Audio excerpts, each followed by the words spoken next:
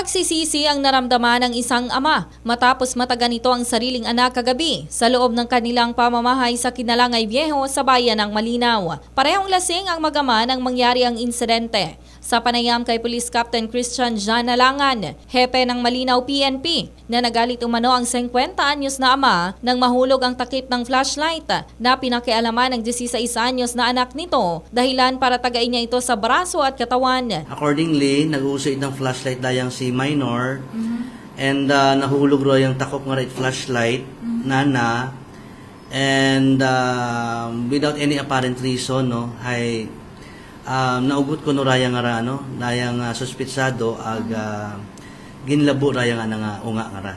Ngunit sa panayam sa sospek na pinagsabihan umano niya ang kanyang anak na huwag nang umalis dahil malalim na ang gabi. Ngunit pilit itong naghanap ng flashlight at akmang aalis at nangungulit pa sa kanya dahilan para magawa niya ang krimen. So far hay nag-conduct at follow-up investigation sa minor kabihi no pag-abot ito sa provincial hospital no and as well no paghapit iyay ng aton nga MDRM o Malinaw hay hindi pagin naton imo maistorya it ng mayad no kumbaga kada kutanan naton hay matyaga ino ana nang ginasabat no papat nagatuhaw nga ano nga witness or nakakita sa insidente nga. Kaninang umaga, kusang sumuko ang sospek sa mga otoridad habang patuloy pang ginagamot sa Provincial Hospital ang binatilyo. Napag-alaman na silang dalawa lang ang namumuhay matapos mawalay sa kanila ang siyam pa nitong kapatid matapos na ipaampon. Sa ngayon, posibleng mahaharap sa kasong attempted parricide o child abuse ang tatay nito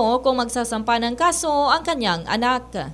Balita mula dito sa lalawigan ng Aklan, ito si K5 Regeline Tornino para sa Kampiyon na Balita, Serbisyo Publiko at Kasiyahan sa Kalibo, K5 News FM.